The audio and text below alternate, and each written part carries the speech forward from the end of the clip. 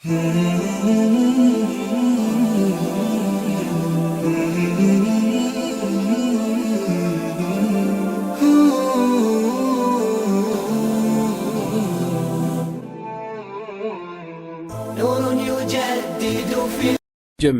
الدعوة نور، الدعوة للجميع. Bismillahirrahmanirrahim. Assalatu wassalam ala asyrafil mursalin wa ala alihi wa ashabi ajma'in. Amma ba'd. Assalamualaikum warahmatullahi wabarakatuh. Mga kapatid sa Islam, nandito naman po tayo para ipatuloy ang ating surah, surah Ash-Shura 42-41. Sa sinabi ng Allah subhanahu wa ta'ala, ay 42 pala, sabi ng Allah, a'udhu billahi minash shaitanir rajim, innamas sabilu 'alal ladina yadhlimuna an-nasa wa yabghuna fil ardi bighairil haqq ulaika lahum 'adzabun alim. Pangbungad, a'udhu billahi minash shaitanir rajim, ang tanging merong pananagutan ay mga yaong ng api sa mga tao at lumalabag sa kalupaan na wala namang karapatan. Magkagayon, mapasa kanila ang mahapding kaparusahan. Kaya, ang usapin na ito, mga kapatid, mga taong nang aapi. Kasi sa panahon niya, laganap ang pang-aapi, lalo na sa pananakop, pananakay, ng mga nauna, lalo na mga walang pananampalataya. Sinasakop sila. Kaya, lahat po sila ay mananagot kay Allah subhanahu wa ta'ala. Kasi nga, nang-aapi sila ng kanilang kapwa. Biro mo, hindi ka makakatulog. Digmaan lagi. Sa Prophet Salam, ganun na ganun. Laging gera. Mga pagano, mga Quraysh, gusto nila lipulin lahat ng mga Muslim. Kaya mananagot ka talaga sa Allah subhanahu wa ta'ala kasi nang-api ka ng iyong kapwa. Hindi ka naman binigyan ng Allah subhanahu wa ta'ala ng pahintulot, bakit kayo lumalabag ng mga karapatan? Kaya dahil sa pananagutan na yan, sinabihan talaga sila ng Allah, magkagayon, mapasa kanila ang mahapding kaparusahan. Allah musta'an. Kaya ang mga mapang-api, tapos ang mga naapi, dinidiyos na lang, hindi ito biro-birong salita, mga kapatid. Kasi nga, parurusahan talaga ng Allah ng pinakamahapding kaparusahan, impyernong apoy, nanununog. Lahat ng parusa nandoon sa araw paghukom. Tapos kapag nahulog ang isang bagay doon, 100 years pa bago marinig mo ang kanyang pagbagsak. Kaya napakalalim ng impyerno. Kaya mga na yun, kaya sa mga manampalataya, mga kapatid, lalo na nadaanan ng ganitong mga pang-aapi, katulad dito sinabi ng Allah, wala man sabara wa ghafara inna dhalika min azmil umur. Sabi ng Allah subhanahu wa ta'ala, ang sino man nagtiis at nagpatawad, tunay na iyon ay talagang kabilang sa matitibay na paghahangad sa mga bagay-bagay. Kaya sa mga manampalataya, nadaanan sila ng pang-aapi. Siyempre sa Islam, kapag inapi ka, dapat lumaban ka. Hindi pwede patulog-tulog ka lang. Ngunit kung ikaw nagtiis at nagpatawad, subhanallah, meron ka ring reward kay Allah subhanahu wa ta'ala. Kasi nga, yan, kabilang yan sa mga azmil umur, ibig sabihin sa mga matitibay na paghangad ng mga bagay-bagay. Kaya alhamdulillah sa Islam, hindi lang turo sa atin na pabayaan ang sarili mo o kaya apihin ka lang. Dapat ipagtanggol mong sarili mo. Pagtanggol mong ari-arian mo. Kaya dahil sa mga ganito, mga kapatid, tapos inutusan din tayo na magtiis at magpatawad kung kaya patawarin. Hindi, kaya sa mga tigmaan sa mga Muslim, mga kapatid, katulad ni Salahuddin, Allahu Akbar, nagiging matinding kasaysayan ginawa ni Salahuddin kasi pinatawad niya na lang ang mga ng api sa kanila. Pagkus, pinalaya pa sila, pinabayad na lang sila, hindi sila pinatay. At itong naukit talaga ito sa mga kasaysayan ng mga Muslim at sa mga hindi Muslim. Nakilala nila si Salahuddin. Kaya yun ang mga ganito kasi ang pag-uugali ng mga Muslim na nakabatay sa banal na Quran, sa sinabi mismo ng Allah Subhanahu wa Ta'ala. Kasi kapag nangako ang Allah Subhanahu wa Ta'ala, Allahu Akbar, gagawin niya talagang totoo ang kanyang pangako. Nabibigyan niya ng gantimpala. Kaya tinuturing ito ang pagtitiis at pagpapatawad. Sa totoo lang, yan ang pinakamatinding gawa ng isang mga taong naapi. Siyempre, namatayan ka na. Pero pinili mo pa rin pagtitiis at pagpapatawad. Allahu, yan ang pinakamatinding gawain sa totoo lang. Kaya, Allahu Akbar. Tapos ang sinabi ng Allah Subhanahu wa Ta'ala, sabi niya, wa may yudlilillahu fama lahu min walihi min ba'dih wa tara adh-dhalimina lamma ra'ul 'adzaba yaquluna hal ila maraddin min sabil. Sa sinabi ng Allah Subhanahu wa Ta'ala, sabi niya, at ang sino mang iililigaw ng Allah, kung gayon ay wala siyang anumang tagapagtanggol pagkatapos niya. At makikita mo ang mga mapang-api sa sandali. Makita nila ang kaparusahan na kanilang sasabihin. Meron pa kayang mababalikan kahit sa anumang paraan? Subhanallah, napakasakit dito mga kapatid. Dito sa sinabi ng Allah, patunay po ito na meron talagang ililigaw si Allah Subhanahu wa Ta'ala. Sasabihin, may nagsabi na, paano si Allah mangligaw? Mangliligaw lang si Allah kapag ikaw mismo ang pumili ng kaligawan. Kasi nga, ang Allah Subhanahu wa Ta'ala ay makatarungan. Kung pinili mong pagkaligaw, ililigaw ka. Kung pinili mong gabay, gagabayan niya. Ganun makatarungan ng Allah. Hindi, ililigaw ka lang tapos wala kang kamalay-malay. Hindi ganun ang pangyayari dito kasi sila ng api. Alam nila mali ginagawa nila. Nagmayabang pa sila, nagmataas pa sila. Siyempre, dahil sa pagiging makatarungan ng Allah, ililigaw ka't lalo. At ang kaloob ng Allah Subhanahu wa Ta'ala sa iyong puso mo, ang iyong mata, iyong mga pandinig, meron ka ng kagamitan, kasangkapan para malaman mo ang totoo kaysa mali. Pero hindi mo ginamit, kaya hindi mo pwede masisi si Allah sa iyong mga pinanggagawa. At ginawa na ng Allah Subhanahu wa Ta'ala ang dalawang landas. Landas ng gabay at landas ng kaligawan. Ngunit pinili mo pa rin. Siyempre, hindi mo masisi si Allah. Sisihin mo sarili mo. Bakit mo pinili ang kaligawan?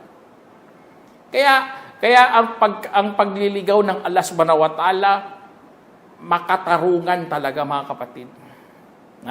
Kaya sino man hindi naniniwala sa ganito, subhanallah, nagkamali talaga. Sasabihin pa nila, hindi si Allah nang liligaw. Pagkus pinabayaan niya lang tao maligaw, mali. Ito, panakot ito ng Allah Subhanahu wa Ta'ala sa atin. Kasi nga, pinili mong pagkaligaw, kaya liligaw ka na lang ng Allah. Para maalalahanan ka po, para makapag-isip ka ng tama. Kaya dito sa sinabi dito, wala siyang anumang tagapagtanggol. Wala.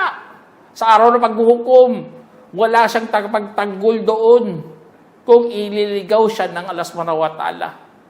Kaya bilang Muslim, kailangan manumbalik talaga tayo kay Allah Subhanahu wa Ta'ala. At humingi talaga tayo ng gabay.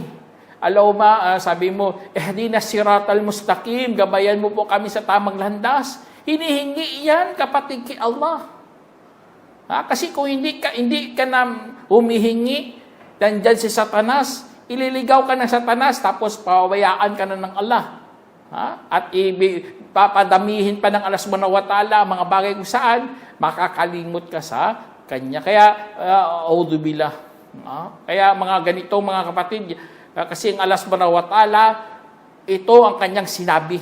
Kaya sabi dito, kadugtong dito, makikita mo mga mapang-api, sa sandali makita nilang kaparusahan, na kanilang sasabihin, meron pa kayang mababalikan kahit sa anumang paraan. Subhanallah, magsising-sisi na sila sa araw paghukom.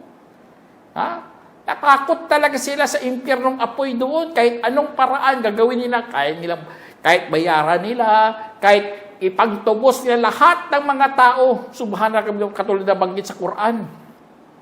Pagtubos niya gamit ang kanyang anak, kanyang asawa, kanyang kapatid. Hindi pa rin tama, hindi pa rin kasya, wala pa rin katumbas ang gagawin niya. Buong taong nag-alaga sa kanya, ang kanyang angkan, ipangano lang doon para ipantubos lamang sa kanyang sarili. Pero wala, hindi kaya. Kaya gagawin nila para makabalik lang sila sa mundo. Para ituwid lang nila ang kanilang mga pinanggagawa. Subhanallah. Kaya ganun ang ano. Kaya sabi dito ng Allah, وَتَرَاهُمْ يُعْرَضُونَ عَلَيْهَ خَاشِعِينَ مِنَ الذُّلِّ يَنْظُرُونَ مِنَ الطَّرْفِ الْخَفِيِّ وَقَالَ الَّذِينَ آمَنُوا إِنَّ الْخَاسِرِينَ الَّذِينَ خَسِرُوا أَنفُسَهُمْ وَأَهْلِيهِمْ يَوْمَ الْقِيَامَةِ أَلَا إِنَّ الظَّالِمِينَ فِي عَذَابٍ مُقِيمٍ. Sinabi ng Allah, makikita mo sila doon na nakalantad sa apoy, na mapagpakumbaba dahil sa kahiyan, habang tumitingin ng may kubling sulyap. Subhana, tingnan nyo dito sa araw paghukom. I-imagine natin mga kapatid, kung ang mga taong mga makasalanan, mga mapang-api, doon nakalantad sa apoy. Anong gagawin nila? Magpapakumbaba na sila. Ang kanilang yabang dito sa mundo, mawawala, maglalaho. Kasi nga, doon iba na ang kalagayan. Ang mga mayayaman doon, wala na rin silang lakas, wala silang kapangyarihan. Kaya, hindi nga sila makapagtingin ng maayos eh. Ang gagawin nila, sulyap lang, nakubli pa, subhanallah, tago pa, hindi nila kayang tutukan ang tao. Kasi sa sobrang kahihiyan, kapag natanggap nilang aklat sa kanilang kaliwang kamay, subhanallah, durog na durog ang kanilang mga puso. Ha? Tapos sasabihin pa nila, wala silang natanggap na aklat. Kasi sa sobrang kahiyan nga, hindi nila masabi-sabi. Ha? Tapos, grabe, makumbaba talaga ang kanilang mga noo, hindi makaangap. Tapos ano pa, sinabi na mayaong naniwala, tingnan nyo, sasabihin na ng mga maniwala, katotohanan ang mga lugi, ay mga yaong nalugi ang kanilang sarili at kanilang pamilya sa araw ng pagkabangon. Tingnan nyo, lugi sila at pamilya nila. Kasi, alam naman natin mga kapatid, ang pamilya, babigyan yan ng syafa'a, mamamagitan niya sila kay Allah subhanahu wa ta'ala. Kung nalugi ka, pati na rin pamilya mo, sino na lang ang mamamagitan sa'yo? Wala kang anak, nahaharap kay Allah. Sasabihin niya, Allah, pwede iligtas ko ang aking ama o aking mga magulang. Wala. Yan ang tunay na lugi sa araw paghukom. Subhanallah, nakakalungkot talaga kapatid. Napakalungkot, hindi lang sarili nila, pati pamilya nila. Kasi iba-iba pinagtuturo nila sa kanilang pamilya. Sambahin mo to, itong krus. Paano ka nilang maliligtas ng krus? May Diyos pa. Doon ka sasamba sa mga rebulto. Ang Diyos, di mo sinasamba. Kaya, luging-lugi talaga pati sarili, pati pamilya nila. Subhanallah. Kasi nga, kasalanan nila, pinagtuturo nilang kanilang kaligawan. Kaya, sa araw pagbangon mga kapatid, araw na paghukom po yan. Merong magtatagumpay, merong malulugi doon. Kaya sinabi dito ng Allah, kadugtong dito, hindi baga mga mapang-api ay sadyang nanatili sa kaparusahan. Doon na sila, adabun mukim, kaparusahan na nanatili kasi nga wala na silang ligtas doon. Lalo na kapag nakagawa ka po ng pagtatambal o syirkul akbar. Kahit kupur akbar nga eh. Kasi alam naman natin, ang dalawang kasalanan na wala talaga kapatawaran kay Allah. Yun, una-una yung syirkul akbar, tapos kupur akbar. Hindi lang syirk, mayroon ding kupur. Kaya, nakakatakot mga kapatid, sabi nito ng Allah, وَمَا كَانَ لَهُمْ مِنْ أَوْلِيَاءَ يَنْصُرُونَهُمْ مِنْ دُونِ اللَّهِ وَمَا يُضْلِلِ اللَّهُ فَمَا لَهُ مِنْ سَبِيلٍ. Sabi ng Allah, at hindi mapasa kanila ang anumang mga kakampi na tutulong sa kanila bukod pa kay Allah. At sino mang ililigaw ng Allah, Kung gayon, sila ay wala na siyang anumang paraan. Subhanallah, tinuldukan na talaga sila. Wala na silang paraan. Hindi na sila makagawa kasi wala silang pamilya na magliligtas sa kanila. Wala man lang Muslim.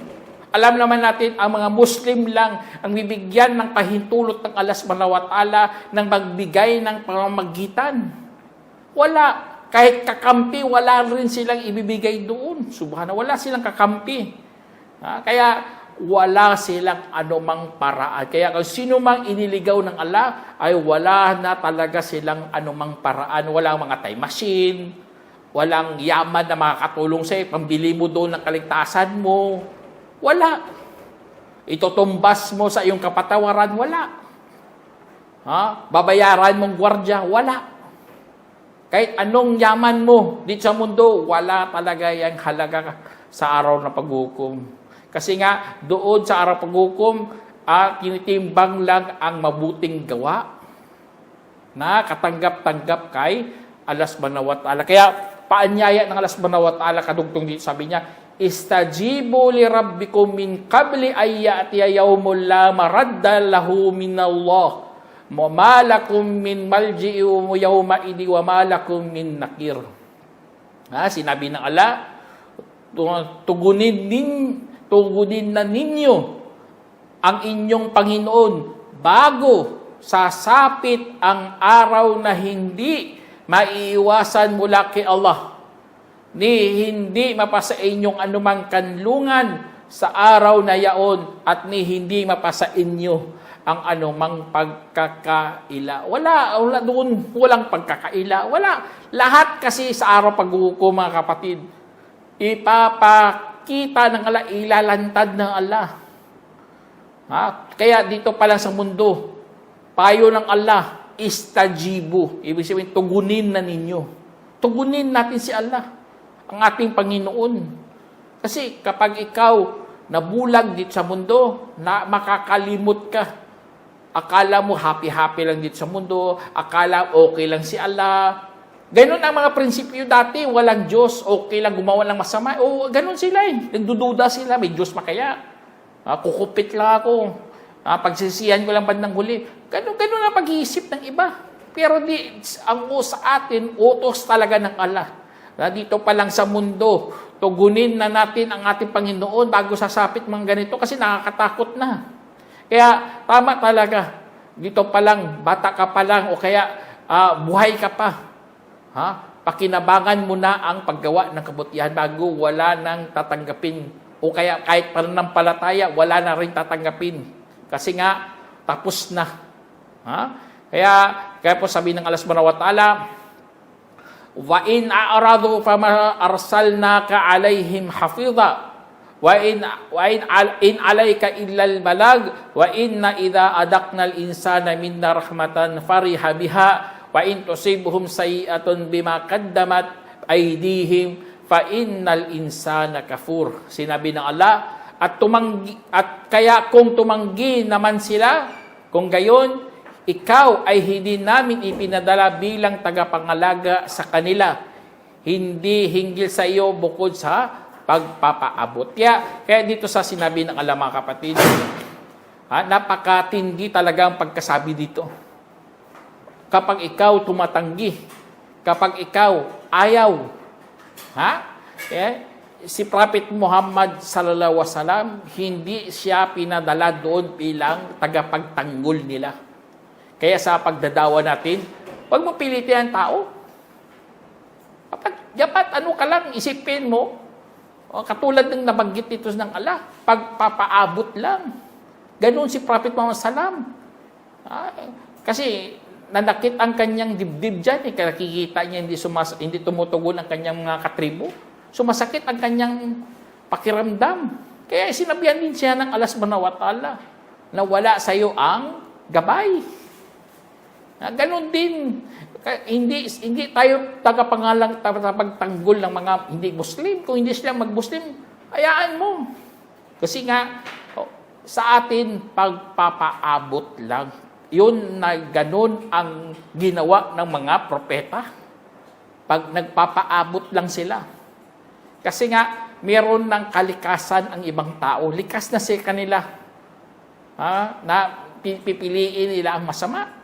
Katulad dito, katotohanan kapag ipinatikim namin sa tao ang habag, buhat sa amin ay nagalak siya rito. At kapag pinaranas naman sa kanilang masama, ayon sa kinamit ng kanilang mga kamay, talagang kalaunan, ang tao ay palatakwil. Tingnan nyo.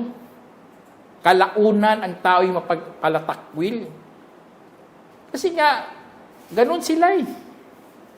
Kapag merong kasiyahan, happy-happy. Kung merong mga blessing, nagpapasalamat sa Diyos. Pero kung dumating sa kanilang mga kasamaan, dahil din sa kanilang mga pinanggagawa, wala ng Diyos, sinisisi na nilang Diyos, sinusumbatan na nilang Diyos. Ganun. Kaya, ang ano sa kanila, hatol sa kanila dito ng Allah, kafur. Ibig sabihin, palatakwil. Palatakwil. Ang tao'y palatakwil. Kaya, sana ilayo tayo ng Allah subhanahu wa ta'ala sa ganitong pag-uugali. Kasi meron tayong ganitong pag-uugali. Maano mo lang to, mapigil mo lang to sa pag-alala lagi kay Allah subhanahu wa ta'ala. Kaya, a'udzubillah. Sabi ng Allah subhanahu wa ta'ala, sabi niya, lillahi mulkus samawati wal ard, yakhluqu ma yasha'u yahabu liman yasha inatha wa yahabu liman yasha dhukura. Sinabi ng Allah, at pag-aari ng Allah ang kaharian ng mga lupa at ng mga langit at lupa. Lumilikha siya ayon sa kanyang nanaisin. Nagluloob para sa anumang kanyang nanaisin ng mga anak na babae. Nagluloob sa sinumang nagbibigay sa sinumang kanyang nanaisin ng mga anak na lalaki. Kaya sa Islam, mga kapatid, tinuturo sa atin na ang Allah subhanahu wa ta'ala, siya lamang ang nagbibigay. Kasi pag-aarin niya tayo. Huwag mong isipin na ang anak ko dapat lalaki. Hindi, huwag ganun, mga kapatid. Tanggapin mo lang ang tadhana ng Allah. Huwag kang masakit ang loob kapag nanganak ang iyong asawa na anak na babae. Huwag kang gusto mo lalaki. Huwag mong gawin yan. Pasalamatan mo na lang mga kaloob ng Allah subhanahu wa ta'ala. Kasi ang Allah, siya ang nagluloob sa atin. Siya ang nagbibigay. Siya nagre-regalo. Magregalo yan ng Allah. Bakit mo sisihin si Allah? Binigyan ka ng lalaki, Allahu Akbar. Alhamdulillah. Bumibigyan ka ng babae, Alhamdulillah. Kasi, tapos sabi ng Allah, aw yuzawwijuhum dukrana wa inatha wa yaj'alu may yasha'u aqima innahu alimun qadir. Sinabi ng Allah, at ipinagpaparis sila sa mga lalaki at babae at ginagawang baog ang sinumang kanyang nanaisin. Katotohanan siya ang maalam na may kakayahan. Kaya sa mga mag-aasawa o kaya mayroong mga asawa, pinapaparis sila ng lalaki at babae. Kaya napakalinaw ng stand ng Islam. Hindi tayo pabor sa LGBT na yan. Babae at lalaki dapat ang nagpapakasal. Yun ang tunay na paris. Kasi nga ang purpose doon para magparami. Kaya sa Islam, hindi tayo pabor sa mga bakla at mga tumboy. Galit ang Diyos sa kanila. Kaya i-condemn talaga natin yan sila. Kapos ang Allah subhanahu wa ta'ala, siyempre may mga tao na hindi rin pinagkalooban ng mga anak kasi nga sila mga baog. Kaya sa Islam, ano natin yan? Kaya kay sila maghingi kay Allah subhanahu wa ta'ala ng biyaya. Baka pagkalooban pa sila ng mga anak kasi nga siya ang maalam, ang may kakayahan. Tapos sabi ng Allah, wa ma kana li bashari ayukallimahu Allahu illa wahyan aw mi wara'i hijab aw yursila rasula fayuhiya bi idnihi ma yasha innahu alimun hakim. Sinabi ng Allah, hindi maari para sa tao na nakipag-usap sa kanya ang Allah maliban sa kapahayagan. Tingnan nyo, napakalinaw ng turo ng Islam. Hindi kakausapin ng Allah kahit sino dyan. dapat mayroong revelasyon. Ha? Nakita mo Diyos, tapos wala kang revelasyon, peke yan. O hindi yan totoo. Guni-guni niya lang yan, o kaya si Satanas ang nakita niya. Tapos ang Allah subhanahu wa ta'ala, hindi siya makipag-usap na harapan, dapat mayroong harang, katulad kay Musa alayhis salam. Hindi nagpakitang Allah sa kanya. Mayroon lang harang. Ang ilaw, tinatawag nating ilaw. Kasi kung walang ilaw, masusunog lahat. Kasi harang nga yan eh. Harang ng Allah subhanahu wa ta'ala. Kaya kung sino man nakita yung Diyos sa panaginip o sa tapos i-describe niya pang mukha, ganito ang Diyos, nakadamit ng ganito, subhanallah, napakalaking kasinungalingan po yan. Tapos ano pa? Magpapadala siya ng mensahero ito. Dapat ang Diyos, kung hindi siya makipag-usap, walang kapahayagan, magpapadala siya ng anghel, yun ang mensahero. At saka magbibigay siya ng kapahayagan sa kanyang kapahintulutan, na siya ang katastaasan na marunong. Allahu Akbar. Kaya alhamdulillah tayo, hindi tayo nagpapauto sa mga nagsasabing sila ang mga propeta, sila nakakita ng Diyos. Tapos sabi ng Allah, وَكَذَلِكَ أَوْحَيْنَا إِلَيْكَ رُوحًا مِنْ أَمْرِنَا وَمَا كُنْتَ تَدْرِي مَا الْكِتَابُ وَلَا الْإِيمَانُ وَلَكِنْ جَعَلْنَاهُ نُورًا نَهْدِي بِهِ مَن يَشَاءُ مِنْ عِبَادِنَا إِنَّكَ لَتَهْدِي إِلَى صِرَاطٍ مُسْتَقِيمٍ صِرَاطِ اللَّهِ الَّذِي لَهُ مَا فِي السَّمَاوَاتِ وَمَا فِي الْأَرْضِ أَلَا إِلَى اللَّهِ تَسِيرُ الْأُمُورُ. Sinabi ng Allah bilang pangwakas. At gayon din, ipinahayag namin sa iyo ang isang inspirasyon mula sa aming kautusan. Hindi mo pa dati nababatid kung ano ang aklat na pananampalataya at ang pananampalataya. Ngunit, ginawa namin ito bilang liwanag na aming ipinapatnubay sa sinumang kanyang nanaisin mula sa aming mga alipin. Sa katunayan, ikaw ay sadyang naggagabay sa matuwid na landas. Landas ng Allah na yaong pag-aari niya ang nasa mga langit at lupa. Hindi baga si Allah humahantong ang mga bagay-bagay. Kaya lahat po ito mga kapatid, ang mga gabay ng Allah, lahat po yan papunta sa Allah. Yun ang purpose talaga bakit nagpapadala siya ng mga anghel, nagpapadala siya ng mga propeta, nagpapadala siya ng mga ayat, mga aklat. Ang purpose doon, gusto niya na tayo bumalik doon sa Allah. Na merong pananampalataya at pagpapasalamat sa Diyos. Allahu Akbar. Na huwag tayong sasamba sa mga Diyos-Diyosan. Kasi kung kapag sumamba ka sa mga Diyos-Diyosan, hindi po yan landas ng Allah, landas po yan ng Satanas. Kapag sinunod mong landas ng Satanas, syempre papunta ka sa impyernong apoy. Kaya sana meron kayong napulotang aral mga kapatid. Hanggang dito na lang. Assalamualaikum warahmatullahi wabarakatuh. جمعية الدعوة نور، الدعوة للجميع.